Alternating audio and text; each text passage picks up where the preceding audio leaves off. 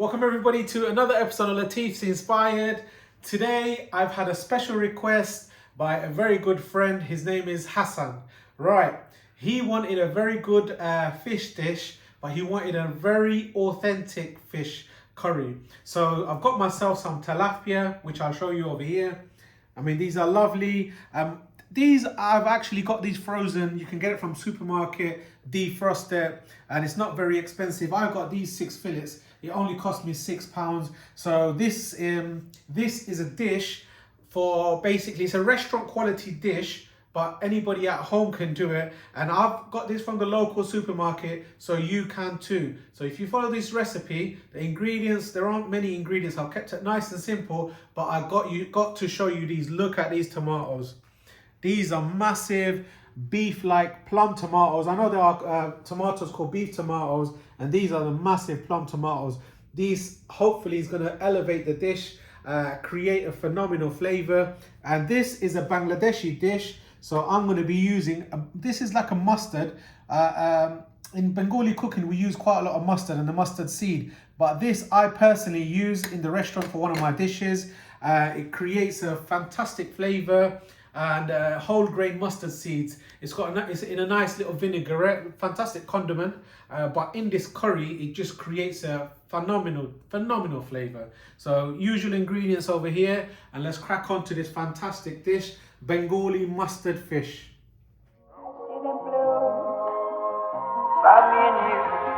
And I think to myself,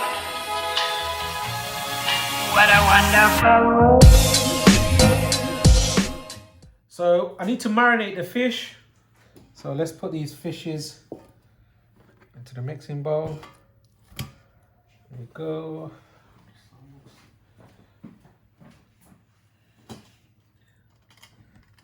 So I'm going to marinate these fish in about 1 teaspoon of turmeric and about 1 teaspoon of chili powder. And I'm going to need to add a bit of salt.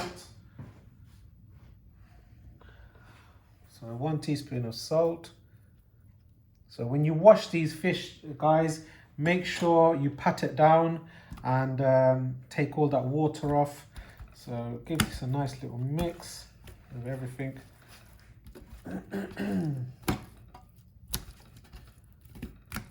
And I'm actually going to drizzle some oil in here as well. So use a natural vegetable oil or something. Just helps the spices marinate the fish. There you go.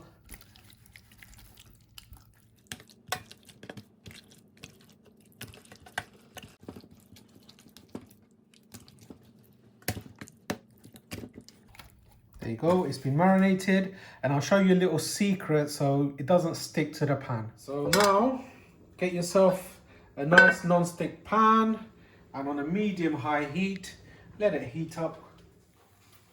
So the pan is heated up. We're just going to use a bit of just neutral vegetable oil. 1, 2, 3, 4. Just shallow fry the fish. Now what we're going to do, we've got the fish over here. There you go. Just hopefully this is going to prevent it from sticking to the pan. It shouldn't stick anyway if you've got a good pan, but use this tip. So do the same again.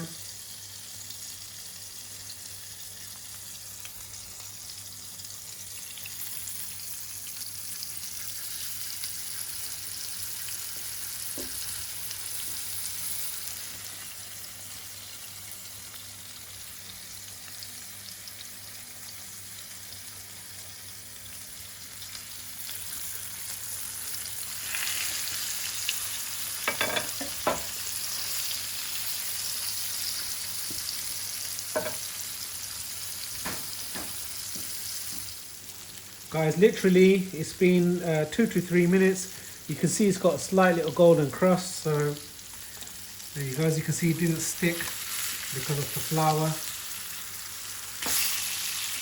Be very careful when you're turning the fish.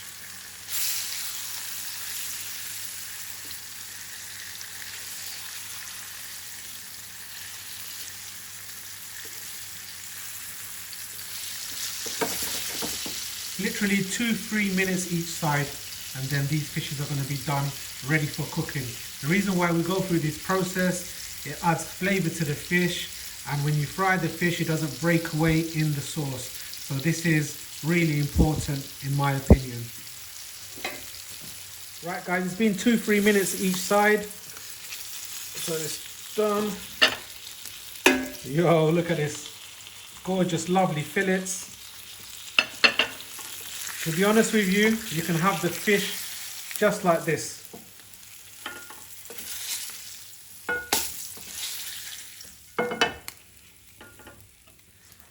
So here's 3 fillets and we're going to do 3 more.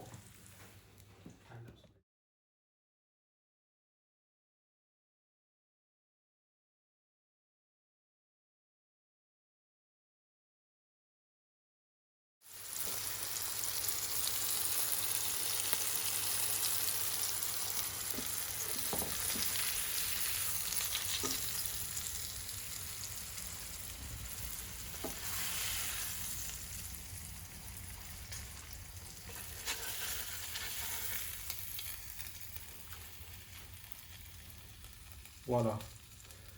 Lovely, crisp, golden, and just about cooked. Now we're going to make the sauce.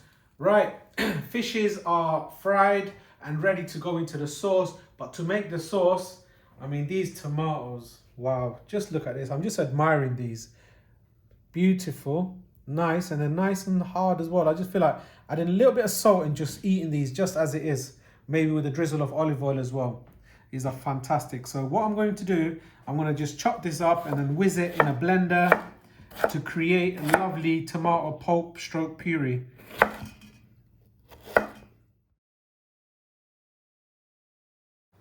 Right, so I've got a lovely karai. I'm going to use half a cup of vegetable oil. So the oil has heated up. Just got 2 general medium-sized onions.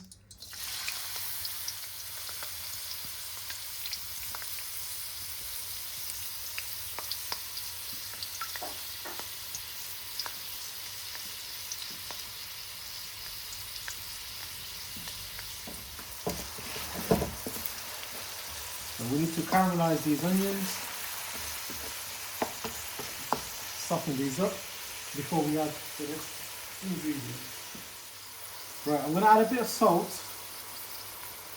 to taste, but I've added 1 teaspoon on the fish, so I'm going to add 2 teaspoons to the gravy sauce for the fish. The salt to taste. So we may add a bit of salt afterwards, but this is quite a fair bit of salt. It should be enough flavour. Right, I forgot to say I'm going to add a bit of bay leaf. So there's about 4 pieces of bay leaf. This is just going to add a lovely little fragrance and a bit of flavour. In most fish dishes, I don't really add much garam masala, but this is the one garam masala that I use, which is the bay leaf. So this is going to be wonderful and fragrant, aromatic Bangladeshi mustard fish curry.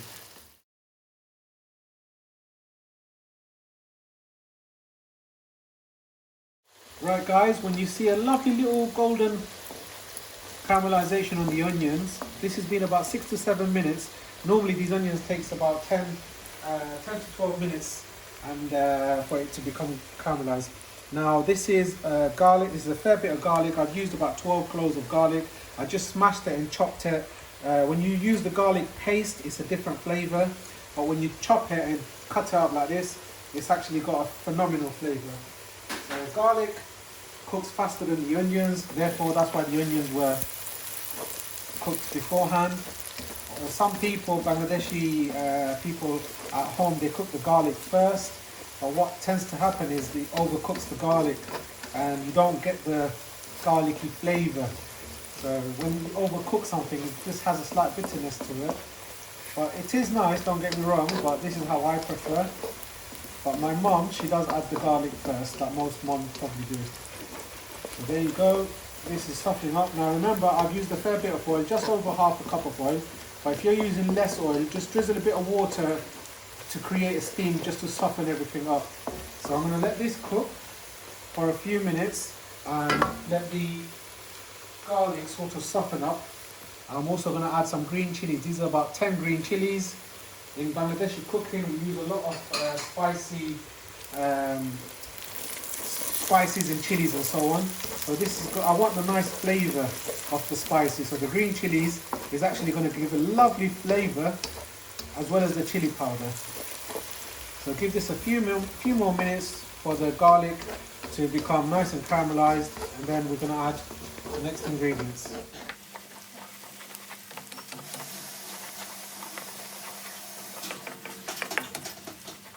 So far the cooking process has been about 10 to 12 minutes. Now we're going to add some spices. So we're going to add a good teaspoon of turmeric. Going to add some chili powder. 2 teaspoons of chili powder. It should be nice and spicy, this one. I'm also going to add 1 teaspoon of curry powder, and I'm going to add coriander, 1.5 teaspoons of coriander. So that's these lovely spices. Let this cook for a couple of minutes before we add that plum tomatoes. It should be nice and spicy, but not too hot. If you don't like it too spicy, half a teaspoon at this stage would be perfect. But I would say minimum, my recommendation would be at least 1 teaspoon. I've added 2 teaspoons because I want that authentic spice to it. Right, so this is just about 600 mils of tomato puree when I put it into the blender. So let's get this out.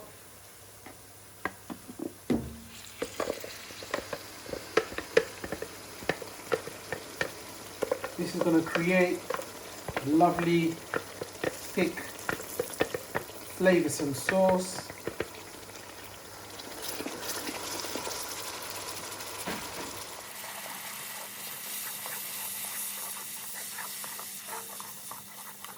Right guys, there was a fair bit of pulp left, so I just got some boiling hot water.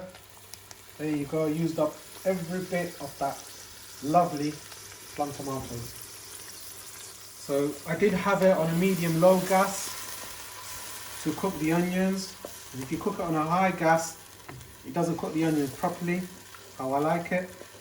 So I'm going to cook this and cook all the spices for a good, until it reduces. So this process should take about 5-10 minutes, I hope.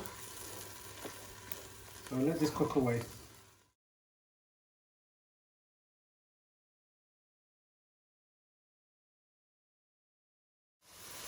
Right, ladies and gentlemen, this process, you need a lot of patience for this. After I put the tomatoes, you need to cook it down because the tomatoes are acidy and a little bit tart. So when you cook it down for about a good 10 minutes on a medium gas, and keep on stirring it every few minutes or so you don't stick to the bottom.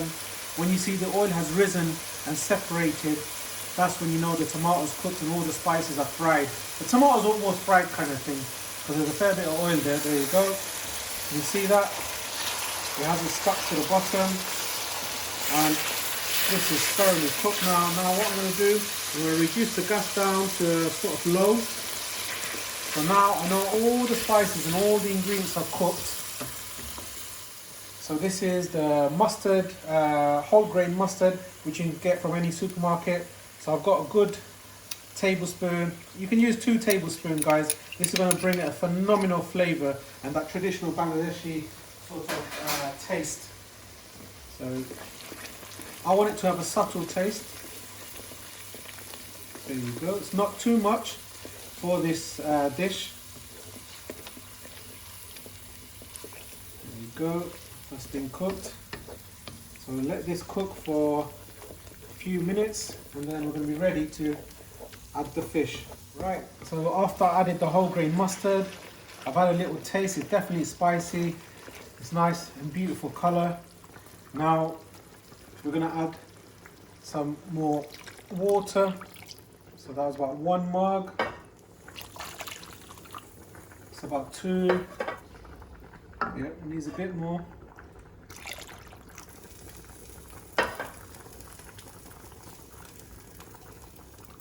That's 3 mugs of water. Now all the fish is going in now, carefully.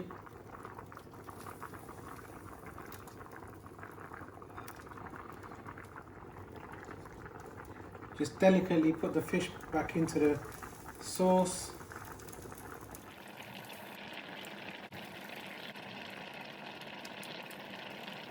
Wonderful. And put the gas on a medium-high heat. And we'll let this cook until, it should take about a good 5 to 10 minutes and it should be ready. So we'll let this cook for a bit.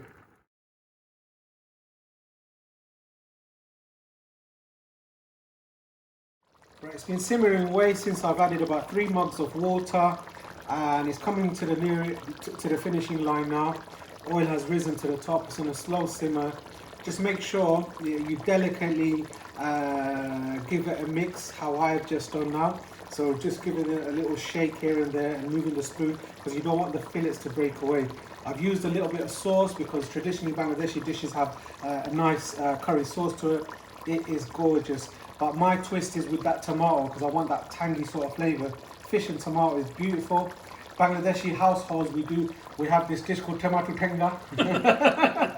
So it's got a taste of this into it, but I've added some mustard, which gives it a flavour, and that vinaigrette. So now we're adding some coriander.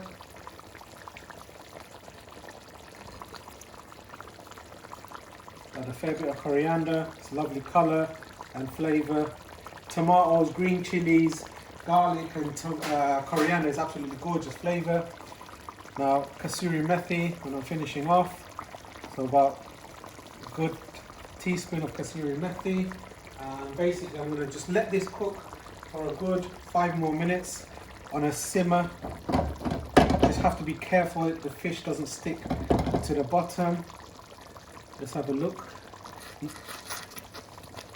Seems so far so good. Wonderful.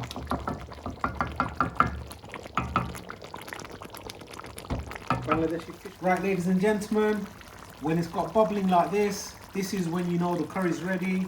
And remember, when you put it on a slow simmer, if you put it on a high boil, you can't see the oils. When you put it on a slow simmer, you see the oil rising to the top and these little thick bubbles here. That's the consistency you want. Some people at home have a runnier consistency because they add less tomatoes, but when you add more tomatoes or more onions, it creates a lovely thick sauce. So this is done now, guys. It's looking wonderful. Give it a little shake. And this is done. Voila. Absolutely gorgeous. And I'm going to give a little tip away. Right, you might be saying it's very oily and very fatty. I don't really care, because if you want to enjoy this dish, you have to enjoy it properly. Right, what I'm going to do, being Bangladeshi, and I've added the mustard seed, but this is pure Bangladeshi mustard oil. This just going to take this to another level. You ready for this, guys? So nice little drizzle. So the Italians love drizzling everything with a bit of olive oil. We like mustard oil. There you go. Last minute. It's going to be very zingy, peppery, and sort of goes into your nose kind of thing for that mustard. And it's going to be absolutely gorgeous. So we're going to let this rest for a bit and I'll have a taster shortly. Now let's plate this up. We got a little surprise for you. Lovely piece of fish fillet. I'm salivating, want to taste that. Look at that whole grain mustards on it. The coriander, the onions, the tomatoey sauce. Oh my God, mouth is watering.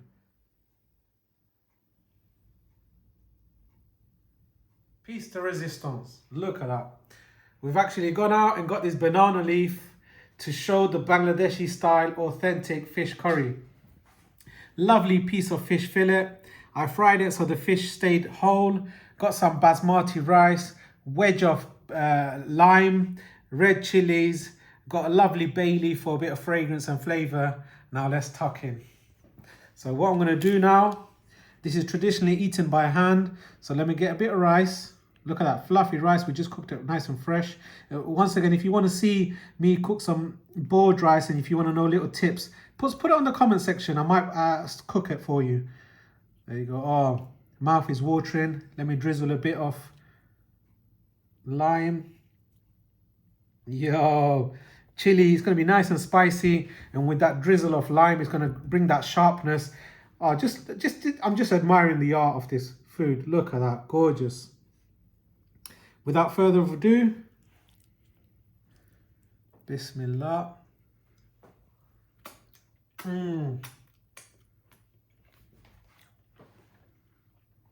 Yum. My God. This is like, I know it's tilapia fish, but it's like bowl mas or the iron mas. The way I've cooked it, definitely if you cook it like this, you're going to take your cooking to a next dimension, I promise you. This is gorgeous, flavoursome, and I want to tuck into it a bit more. Now, if you've enjoyed this, go to the comment section, put in a few. This was requested by brother Hassan, and I've done this dish for him. If you have certain requests, put it on the comment section, and I'll try to do it. And join me on Instagram. That's where I try my utmost to interact with you. So yeah, if you've enjoyed this, please like, share, and subscribe for more for more fantastic tips and some lovely curry recipes at Latif's Inspired. See you soon. And I think to myself, what a wonderful world.